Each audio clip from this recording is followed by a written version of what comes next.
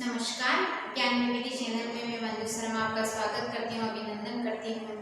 हम जो प्रकरण पढ़ रहे थे कल, आधुनिक विश्व में चरवाहे, उसमें हमने भारत के संदर्भ में हमने पढ़ा था कि भारत में जो है कौन कौन से जो प्रमुख समुदाय हमने देखा था। हिमाचल प्रदेश के जो हिमालय के जो गद्दी हैं, जम्मू कश्मीर के जो है गुज्जर बकरवाल समुदाय, महाराष्ट्र के धनगर जो समुदाय है, राजस्थान के जो रायका समुदाय है, यानी प्रमुख रूप से उन समुदायों के बारे में हमने देखा था और किस तरह उपनिवेशिक शासन यहाँ पर स्थापित होने के बाद किस तरह उनके जो जीवन में बदलाव आए, उनके साथ किस तरह की जो पाबंदी लगाई गई, उनके जीवन को किस प्रकार उन्होंने यहाँ पर प्रभावित किया, उसके बारे में हमने कल देखा था। आज हम देखेंगे जो अफ्रीका के चरवाहे, यानी कल भारत देखे तो आज हम अफ्रीका के देखते हैं कि अफ्रीका के चरवाहों का जो किस प्रकार पहले वो अपना जीवन व्यतीत करते थे और यहाँ पर भी औपनिवेशिक शासन की स्थापना होने के बाद किस तरह उनके लोगों की यानी चरवाहों का क्या हुआ, उनके जीवन पर क्या प्रभाव पड़ा, औपनिवेशिक शासन काल ने उनके जीवन को किस तरह प्रभावित किया, उसके बारे में हम देखते हैं। तो अफ्रीका वो देश है जहाँ दुनिया की आधी से ज्यादा है वो चरवाही आबादी रहती है। अफ्रीका में सबसे ज्यादा, यदि हम पूरी दुनिया की बात करें तो दुनिया की आधी से ज्यादा आबादी के जो चरवाही हैं वो यहाँ पर अफ्रीका महाद्वीप में जो अफ्रीका में यहाँ पर रहते हैं। आज भी अफ्रीका के 2.25 करोड़ लोग रोजी रोटी के लिए किसी न किसी की चरवाही गतिविधियों पर निर्भर रहते हैं। यानी आज के समय के वर्तमान की भी बात करें तो यहाँ पर जो है 2.25 करोड़ लोग, यानी अफ्रीका के 2.25 करोड़ लोग हैं आज भी इसी चरवाहों पर जो निर्भर रहते हैं, अफ्रीका के चरवाहे। इसके लिए हम प्रमुख समुदाय की यहाँ पर बात करें, कौन कौन से जो समुदाय हैं अफ्रीका के, पहले ये समुदाय के बारे में देख लेते हैं। जैसे हमने भारत के जो समुदाय देखे थे, उसी प्रकार अफ्रीका के जो है कौन कौन से जो बेटू, पेंस, उसके बाद मासाई, यानी ये जो है प्रमुख समुदाय हैं। उनके समुदायों के नाम हैं बर्बेर्स,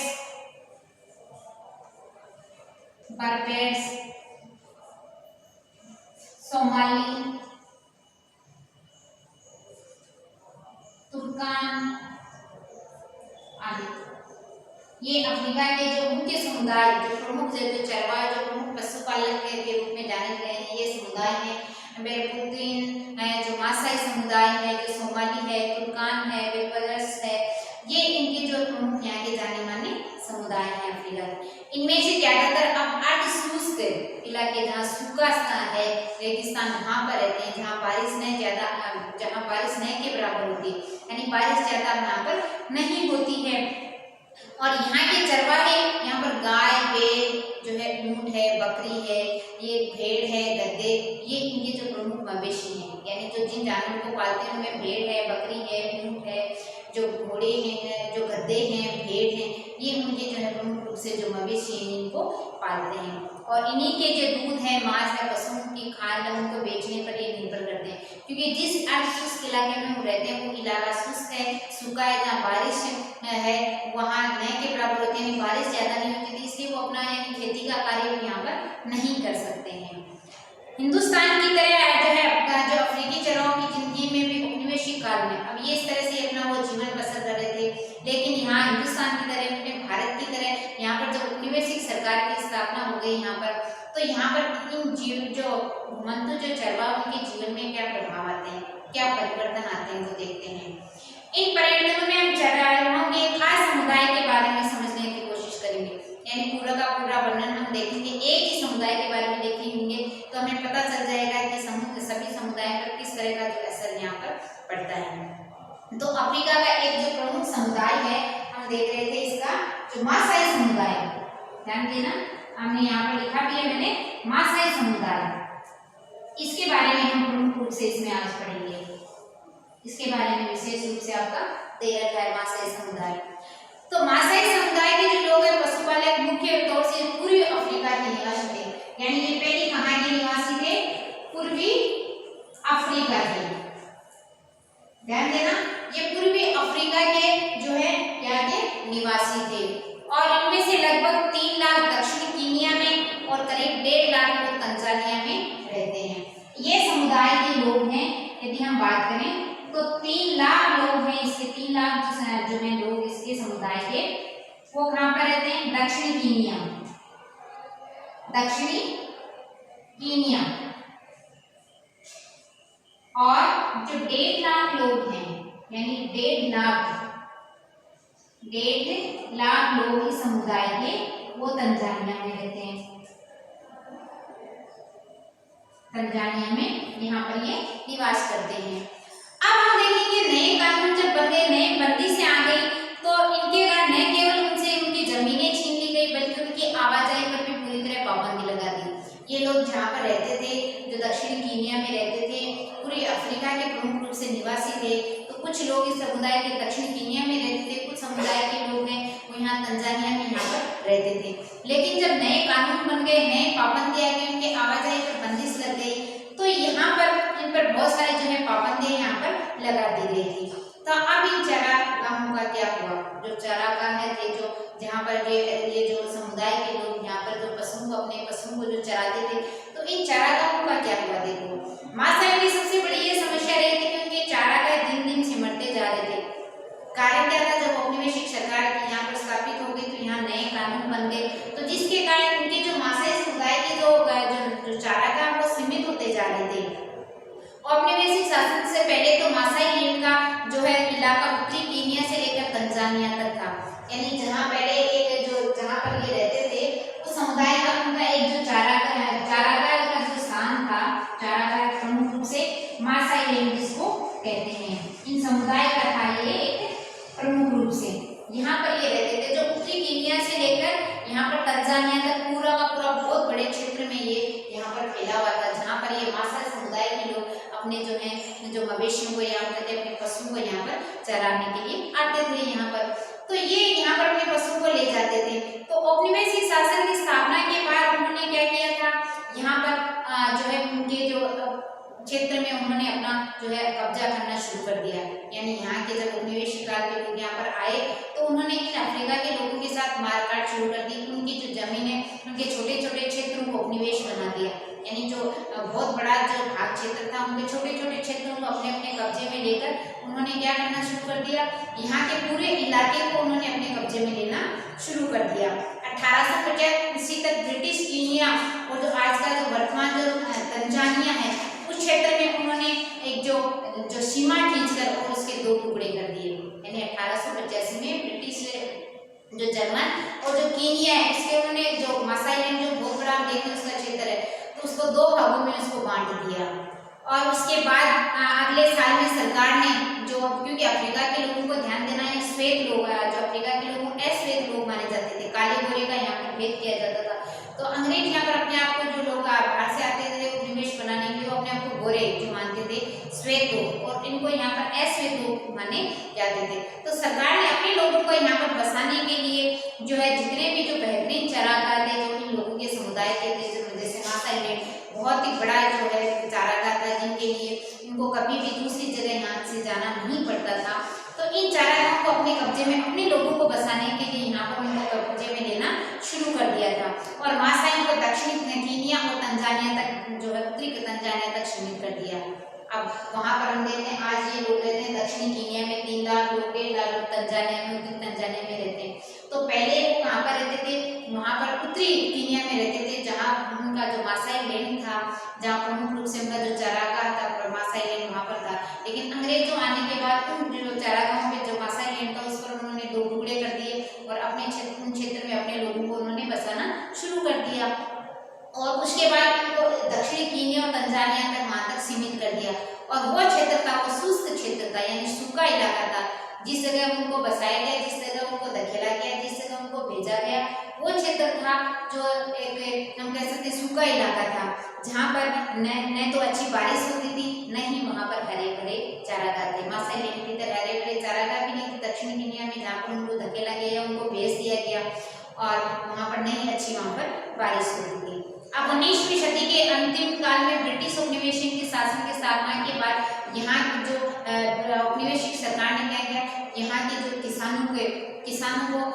की जो चारागाह है उनके लिए उनकी खेती में तब्दील कर दी। यानी किसानों को खेती जो जमीन दी जा रही थी वो जो चारागाह थे उसी में से दी जा रही थी, यानी चारागाहों को किस में बदल दिया गया, खेती में बदल दिया गया। बहुत बड़े बड़े जो चारागाह थे उसके जो हम टुकड़े कर करके किसानों को बोल दिया गया कि आप इसमें यहाँ पर खेती कर सकते हो। तो अंग्रेजों के आने से पहले जो मासाई समुदाय के लोग थे, आर्थिक और राजनीतिक स्तर पर दोनों स्तर पर ही किसानों से भारी थे। यानी किसान उनका कुछ नहीं कर सकते थे, क्योंकि उनके खुद के जो चारागाह थे अपने मवेशियों को यहाँ पर चराते थे, तो ये यहाँ पर उनको दिक्कत नहीं थी। लेकिन जैसे ही यहाँ पर औपनिवेशिक शासन की स्थापना हुई, तो ये अंत तक इनका समीकरण पलट चुका था, क्योंकि उन्होंने किसानों को चारागाहों के टुकड़े कर करके उनको खेती में तब्दील कर दिया था। बहुत सारे चारागाहों को शिकारगाह बना दिया। अब उनके जो मासाई समुदाय के बहुत सारे जो चारागाह थे, उनको उन्होंने क्या बना दिया, शिकारगाह, यानी जो शिकार करने की जगह है वो यहाँ पर उन्होंने स्थापित कर दी थी। अब उसके बाद में धीरे धीरे जैसे बहुत सारे हम जो समुदाय देखते हैं, जो चारागाह जैसे उन्होंने यहाँ पर स्थापित किए, मासाई मारा या जो नेशनल पार्क उन्होंने स्थापित किए। तो ये जो क्षेत्र जैसे हमने देखा मासाई लैंड था, तो उनका एक इतना बड़ा क्षेत्र था जिनको उन्होंने क्या कर दिया था, एक नेशनल पार्क यहाँ पर या आरक्षित यहाँ पर उन्होंने उनको घोषित कर दिया था। अब यहाँ पर वो न तो यहाँ पर जो आरक्षित का मतलब है यहाँ पर वो नहीं जा सकते थे, इन पर आने के लिए यहाँ पर उन्होंने बहुत सारी यहाँ पर बंदिशें लगा दी थी। तो उन्होंने यहाँ पर जो है उनको जो है पार्क के रूप में या नेशनल पार्क के रूप में हम कह सकते हैं उनको घोषित कर दिया, यानी एक तरह से शिकार का उन्होंने यहाँ पर बना दिए और यहाँ को जो स्थान को आरक्षित उन्होंने यहाँ पर कर दिए और लोगों के यहाँ के जो समुदाय के लोगों को आने जाने पर यहाँ पर पाबंदी लगा दी थी। मिसाल के तौर पर बात करें तो एक सेरेंगेटी जो है नेशनल पार्क है, ध्यान देना, सेरेंगेटी ये नेशनल पार्क था, उनको नेशनल पार्क उन्होंने बना दिया था। ये एक ऐसा जो क्षेत्र था जहाँ पर जो मासाई समुदाय के लोगों का जो मासाई लैंड था, जो बहुत जो बड़े क्षेत्र में यहाँ पर फैला था, हम कह सकते हैं 14,760 क्षेत्र का जो चारागाह था, 790 वर्ग किलोमीटर क्षेत्र में ये जो है फैला हुआ था चारागाह, उसको उन्होंने इस जो है नेशनल पार्क के रूप में उन्होंने घोषित कर दिया, यानी इस स्थान को उन्होंने आरक्षित बना दिया यहाँ पर अंग्रेजों ने, जहाँ जिसके कारण समुदाय के लोगों पर आने जाने पर यहाँ पर पाबंदी लगा दी थी। पहले जैसे शासन नहीं था तो ये इन क्षेत्रों में आसानी से वो आवाजाही यहाँ पर करते थे। अब अच्छे चारागाह और जल संसाधन के हाथ से निकल जाने की वजह से उस छोटे से इलाके पर दबाव पड़ गया। यानी अब जैसे तो हमने शुरू से देखा कि ये कितने जो है जो मासाई लैंड का जो क्षेत्र था, इतने बड़े जो क्षेत्र पे वो उनके जो चारागाह थे और वहाँ के किसानों पर भी वो भारी पड़ते थे। तो जब औपनिवेशिक शासन की स्थापना यहाँ पर हो गई थी, उसके बाद यहाँ पर जो उनके चारागाहों को खेती में तब्दील कर दिया, साथ में वो चारागाह शिकारगाह बना दिए थे। तो अच्छे जो जल संसाधन के हाथ से निकल गए। अब जल संसाधन की उनकी कमी हो गई, जहाँ इन लोगों को भेजा गया, जैसे दक्षिणी कीनिया है, तंजानिया, उन क्षेत्र में वहाँ पर लोगों को भेजा गया, वहाँ पर सबसे ज़्यादा पानी की कमी थी, वहाँ सूखा इलाका था, रेगिस्तान का इलाका था, जिसके कारण पहली बात तो ये यहाँ पर उनको जो पूरी पूर्ति नहीं हो रही थी उनकी। दूसरी बात, यहाँ उनके एक इलाके पर रहने के कारण उनके जो आरक्षित क्षेत्र बना दिए तो वो दूसरी जगह नहीं जा सकते थे। तो एक ही क्षेत्र पर यहाँ पर चारागाह में जो चरवाहे थे वहाँ पर उनको बहुत फरका पड़ा जो चारागाह, यानी एक ही एक जगह पे पशुओं को चराएंगे तो चारागाह तो सिमटेंगे, यानी एक ही जगह रह जाएंगे सिमट कर। तो यहाँ पर पहले तो क्या गया कि यहाँ जैसे कमी होती है तो वो उनकी आवाजाही पर मनाही नहीं थी, वो दूसरे स्थान पर चले जाते थे। लेकिन जैसे ही उनको पाबंदी लगा दी गई, स्थान पर उनको जैसे रख दिया, स्थायित्व कर दिया, तो वो वहाँ से बाहर भी निकल सकते थे और वो इलाका सुरक्षित भी था, और जिसके कारण ये इन क्षेत्रों में क्या करते थे, यहाँ पर उनके चारे की कमी रहने लगी, क्योंकि एक स्थान पर पशुओं को बार बार एक ही जगह पर चरा जाए तो वहाँ पर जो घास है वो खत्म हो रही थी और धीरे धीरे उनके लिए जो चारा है वो खत्म हो रहा था। तो मवेशियों का पेट भरना भी उनके लिए एक बड़ी समस्या बनकर सामने आई थी। अब सरहदें बंद हो गई। अब 19वीं सदी में जो चारागाह थे वो चारागाहों को दूर दूर तक फैले हुए थे, तो वहाँ से वो चले जाते थे, एक जगह सूख जाते थे, दूसरी जगह चले जाते थे। लेकिन जैसे औपनिवेशिक सरकार की स्थापना हुई, उन पर पाबंदी लग गई, तो उनकी आवाजाही पर वो बंद हो गए थे। मवेशियों की तरह अन्य चारागाहों को भी विशेष आरक्षित इलाकों की सीमाओं में कैद कर दिया। जैसे अपने मासाई समुदाय के बारे में पढ़ रहे हैं, वैसे और भी जो समुदाय के लोग थे उनको भी क्या करते हैं, विशेष जगह, जैसे मासाई समुदाय को दक्षिणी कीनिया और तंजानिया में तक सीमित कर दिया, जो एक शुष्क इलाका था। उसी तरह अन्य समुदाय के लोगों को भी उन्होंने एक विशेष जो है जगह पर वहाँ पर उन्होंने कैद की तरह ही हो गया, यानी एक जगह उनको फिक्स कर दिया, यहाँ से वो नहीं बाहर जा सकते थे। अब ये समुदाय आरक्षित सीमाओं के आर पार नहीं जा सकते थे, वे विशेष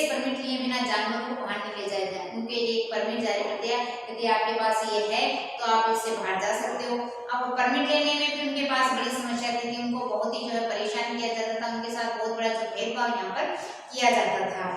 तो जो यहाँ पर चारागाहों को जो गोरे लोगों के इलाके यानी जो श्वेत लोगों के इलाके में बढ़ने में उनके साथ व्यापार करने पर भी मनाही थी। यानी एक स्थान पे यानी हमने देखा कुछ चारावाही थे वो अपने जो है व्यापार भी, वो छोटे मोटे व्यापार भी करते थे चारावाही के साथ में, तो उनके जो है इलाकों में उनको घुसने के लिए ही मना कर दिया गया, उनके साथ व्यापार करने से ही मना कर दिया, क्योंकि ये गोरे लोग थे वो उनको जो जंगली और जो बर्बर मानते थे। जैसे हमने भाट के समय में देखा उनको असभ्य मानते थे, घुमंतु स्वभाव के चरवाहों को, तो उसी तरह अफ्रीका के जो चरवाहे थे उनको भी वो लोग क्या मानते थे, अपने जो है खतरनाक और बर्बर स्वभाव वाले मानते थे। उनकी नजर में ऐसे वे लोग ऐसे हैं जिनके साथ हमें कम ही संबंध रखना चाहिए, यानी उनसे वो दूरी बनाकर ही रखते थे। नई सरहदों में चरवाहों की जिंदगी है वो रातों रात बदल गई, नई पाबंदियों और बाधाओं की आड़ में यहाँ पर उनको प्रताड़ित किया जाने लगा, उनको एक छोटे से इलाके में कैदी की तरह उनको रहने पे वे मजबूर हो गए थे। अब जब चारागाह सूख जाते हैं तब क्या होता है, देखो अब सूखा होता है, कहीं पर भी सूखा पड़ता है तो दुनिया भर में जो है चराहों की जिंदगी पर बहुत असर पड़ता है। जो चरवाहे लोग एक स्थान से दूसरे स्थान पर जो अपने पशुओं को चराने के लिए जाते थे, अब जब भी कहीं पर भी जब सूखा पड़ता है तो उनकी जो है उन पर सबसे ज्यादा जो असर पड़ता है, क्योंकि उनके जो उन्हीं पे जो डिपेंड वो निर्भर करते हैं, उनके पशु होते हैं। तो जिस साल बारिश नहीं होती चारागाह सूख जाते हैं तब उस साल मवेशियों को किसी हरे भरे इलाकों में नहीं ले जाए तो भूखमरी का संकट पैदा हो जाता है। अब मान लो जिस स्थान पर रह रहे हैं वहां पर सूखा पड़ जाए और दूसरी जगह पे वो नहीं लेकर चले जाए, दूसरी जगह पे नहीं जा पाए अपने पशुओं को लेकर, तो उनके सामने तो भूखमरी का संकट आएगा। तो उसी तरह मासाई लोगों के सामने भी यही संकट आया था, क्योंकि जिस स्थान पर उनको लेकर गए थे वहां पर जो अर्धशुष्क इलाका था, जहाँ बारिश भी नहीं होती थी, नहीं हरे भरे चारागाह थे, चारागाह भी सीमित होते जा रहे थे कि ये पशु बार बार उसी स्थान पर जो रहेंगे तो वो चारागाह भी सीमित होते जो सिमटते जा रहे थे। तो इनके कारण इन लोगों के समुदाय के लोगों के पास भी ये है जो है भूखमरी के संकट यहाँ पर आने लग गए थे, क्योंकि औपनिवेशिक स्थान पर ये एक जगह औपनिवेशिक स्थान से पहले तो बाहर जाते थे लेकिन उसके बाद ये यहीं पर वो सीमित आकर रह गए थे, जिसके कारण उनके भूखमरी के संकट यहाँ पर आए थे। यहाँ पर सूखे के साल में मासूम के बहुत सारे जो है जानवर यहाँ पर मर जाते थे, क्योंकि एक ही जगह उनको स्थायित्व देते, इतनी पाबंदी लगा दी कि इस इलाके से वो बाहर नहीं निकल सकते थे। और जो इलाका सूखा था, बारिश भी नहीं होती थी कि बारिश हो जाए तो जो है मौसम में वो जो हरे भरे हो जाए, वैसी भी स्थिति यहाँ पर नहीं थी। तो 1930 में जब एक जांच हुई थी उस समय पता चला कि जो मासाई समुदाय के लोग थे उनके पास 7,20,000 मवेशी थे, 8,20,000 जो भेड़ें थी और 1,73,000 जो गधे थे, वो इस जो सूखे की वजह से या 2 साल में जो सूखा पड़ा, अकाल पड़ा, उसमें वो मारे गए थे। तो अब हम अंदाजा लगा सकते हैं कि किस तरह से उनकी जो है औपनिवेशिक सरकार यहाँ पर स्थापित होने पर किस तरह से उनकी जो जिंदगी पर वो प्रभाव पड़ा था। यहाँ पर जब एक ही जगह उनको स्थापित कर दिया तो वो दूसरी जगह नहीं जा सकते थे, और दूसरी बात ये इलाका भी उनको जो दिया गया था वो सूखा इलाका था। यदि जो बारिश होती अच्छी अच्छा हरे जो भरे चारागाह होते तब तो वो बारिश के मौसम में वापस जो हरा भरा चारागाह हरा भरा हो जाता तो वो अपने जो जीविका चला सकते थे। लेकिन स्थिति ये हो गई कि 1930 में देखो जांच पता चली तो इतने लाखों की संख्या में उनके वो मवेशी यहाँ पर मारे गए थे सूखे और अकाल की चपेट में आने के कारण। अब औपनिवेशिक काल में हम देखते हैं कि बाकी स्थानों पर सब जगह एक जगह असर नहीं पड़ा। औपनिवेशिक समाज से पहले ये मासी समुदाय था वो दो भागों में ये विभाजित था, यानी जब औपनिवेशिक शासन की यहाँ पर स्थापना नहीं हुई थी तो उस समय ये यहाँ पर 2 भागों में विभाजित था। कौन से 2 भाग थे? एक तो थे वरिष्ठ जन समुदाय, 2 भाग थे इसके, 2 भागों में बंटा, और दूसरा इसका था वो था योद्धा, जो योद्धा कहलाते थे,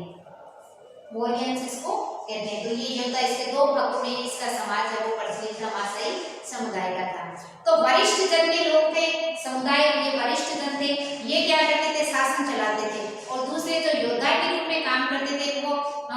उनके